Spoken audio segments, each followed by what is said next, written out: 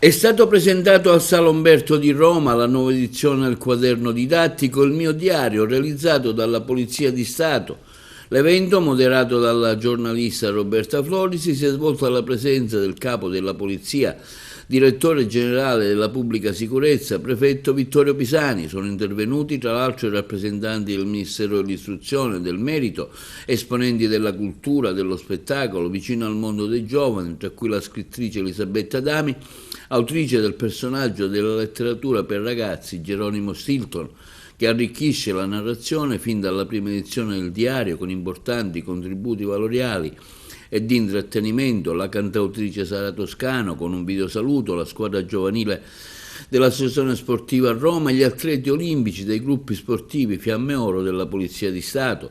Quest'anno c'è stata una grande novità: il diario ha cambiato volto, non è più un'agenda scolastica, ma un vero e proprio quaderno didattico interattivo, uno spazio in cui scrivere, esprimere le proprie emozioni, crescere sempre insieme agli amici della Polizia di Stato e ai superiori della legalità.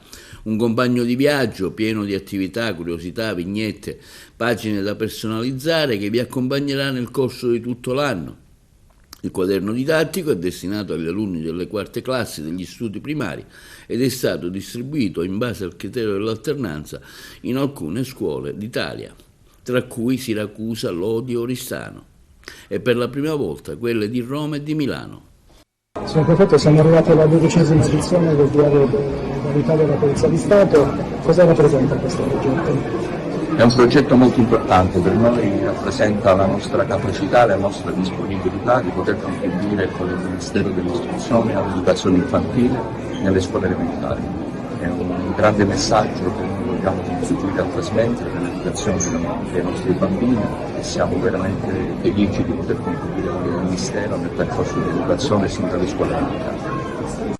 Il villaggio della legalità, e quindi conoscendo anche, vedendo le velocissime moto e le auto della polizia, i laboratori super tecnologici della polizia scientifica. Importanti dei quali parleremo oggi sono valori contenuti nel mio diario, del quale ci parleranno direttamente due persone che hanno collaborato.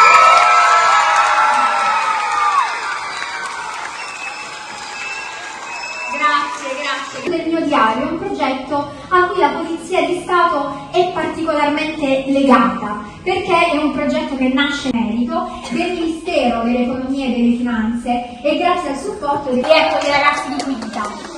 Per la prima volta il diario verrà consegnato nelle province di eccezione che sono Geronimo e Tirasini.